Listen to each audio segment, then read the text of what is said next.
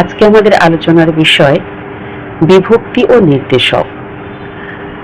আমরা যখন কারক করতে যাই ব্যাকরণে, তখন কারক নির্ণয় করতে গেলে বিভক্তি, অনুসর্গ এবং নির্দেশক এই তিনটি জিনিস আসে।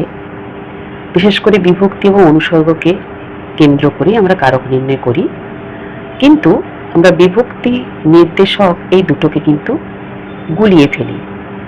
দুটো কি এক নাকি আলাদা? মানে যাই দেখি সবই মনে হয় যেন বিভক্তি। এই দুটোর মধ্যে তফাৎ কি? চলো আজকে সেই বিষয় নিয়ে আমরা আলোচনা করব। বিভক্তি হলো বর্ণ বা বর্ণ সমষ্টি, যা শব্দ কিংবা ধাতুর পর যুক্ত হয়ে সেটিকে পদে পরিণত করে।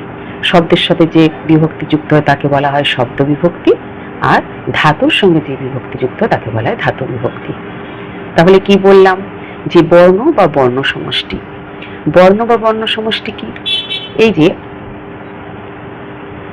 কে, কে বিভক্তি তো। রাম, রাম হচ্ছে শব্দ। এই রাম শব্দটির সাথে কে বিভক্তি যুক্ত হয়েছে। আচ্ছা, আমি যে বললাম বর্ণ বা বর্ণ সমষ্টি, এই কে এর মধ্যে বর্ণ সমষ্টি কি? ক প্লাস এ বা ক যুক্ত এ, এই দুটো বর্ণ রয়েছে, সেই কারণে একে আমরা বর্ণ সমষ্টি বলছি। দুটো মিলিয়ে বর্ণ সমষ্টি এবং শব্দর সাথে কে যুক্ত হয়ে গিয়ে হয়ে গেল রামকে। তাহলে এটা বিভক্তি যুক্ত হয়ে গিয়ে পদে পরিণত করলো। ঠিক একইভাবে ধাতু, কর ধাতু, ধাতুর সঙ্গে বিভক্তি ছে যুক্ত হয়ে করছে। এই ছে দেখো ছ যুক্ত এ, বর্ণ সমষ্টি। যেহেতু এটা ধাতুর সঙ্গে যুক্ত হচ্ছে, তাই এটি হলো ধাতু বিভক্তি। এই যে এই বিভক্তিটা হচ্ছে ধাতু বিভক্তি। আর এ কি করলো? ক্রিয়াপদে পরিণত করলো। আর এই বিভক্তিটা হচ্ছে শব্দ বিভক্তি। এ শব্দের সাথে যুক্ত হয়ে গিয়ে শব্দটাকে পদে পরিণত করলো। আর আমরা জানি কোনো বাক্য গঠন করতে গেলে বাক্যতে কিন্তু পদ বসে, কোনো শব্দ বসে না। তাই বাক্যতে যে পদগুলি বসে প্রত্যেকটি কিন্তু বিভক্তি শব্দের সাথে বিভক্তি যুক্ত হয়ে কিন্তু পদ হয়েছে। তাহলে আমরা অনেক সময় বাক্যের মধ্যে দেখবে বিভক্তি দেখতে পাই না, তাই না? বাক্যের মধ্যে বিভক্তি দেখতে পাই না। যদি বলি আমরা রাম ফুটবল খেলে, তো এই যে রাম, যে রাম যখন আমরা লিখবো, রামে দেখো কোনো রকম বিভক্তি যুক্ত নেই, শুধুই রাম আছে। তাহলে কি সেটা কি পদ নয়? অবশ্যই পদ, কারণ সেটা যে বিভক্তি আমরা দেখতে পাই না, অদৃশ্য থাকে, তাকে বলা হচ্ছে শূন্য বিভক্তি। বিভক্তি অবশ্যই রয়েছে, বিভক্তি ছাড়া পদ হতে পারে না, আর পদ না হলে সেটা বাক্যে ব্যবহৃত হতে পারে না। সেটা আমি যখন আবার তোমাদের কোনো একটা মানে অন্য একটা ভিডিওতে বোঝাবো বাক্য নিয়ে বা পদ নিয়ে, তখন কিন্তু আমি সেটা নিয়ে আবার ডিটেলসে আলোচনা করব। আজকে এটা যেভাবে এগোচ্ছি সেটা এগোই।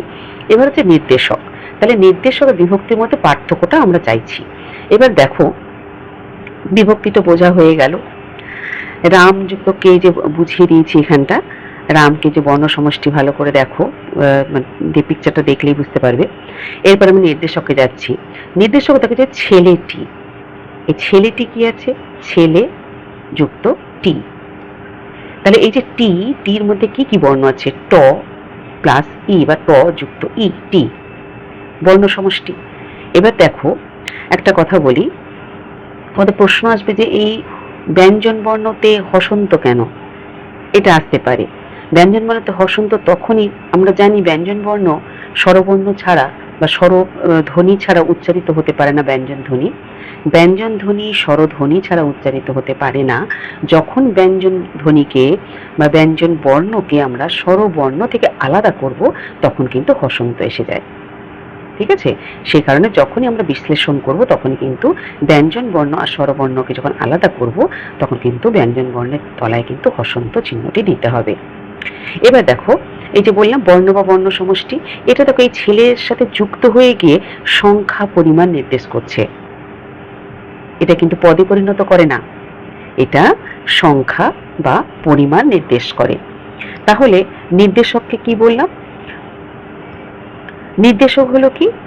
যে বর্ণ বা বর্ণ সমষ্টি ব্যক্তিবাচক বা বস্তুবাচক পদের শেষে যুক্ত হয় এবং তার সংখ্যা পরিমাণ নির্দেশ করে।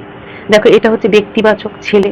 বস্তুবাচক দিয়ে একটা উদাহরণ কি আছে? বাড়ি, খানি। বাড়ি বস্তুবাচক বলতে নন লিভিং অবজেক্ট, জড় বস্তু। বাড়ির সাথে খানি যুক্ত হয়েছে। খানি দেখো বর্ণ বিশ্লেষণ করেছি খ, যুক্ত আ যুক্ত ন যুক্ত ই, খানি।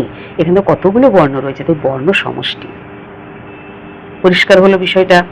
তাহলে এটাও বর্ণ সমষ্টি, এটাও যুক্ত হচ্ছে ব্যক্তিবাচক বা বস্তুবাচক পদের শেষে।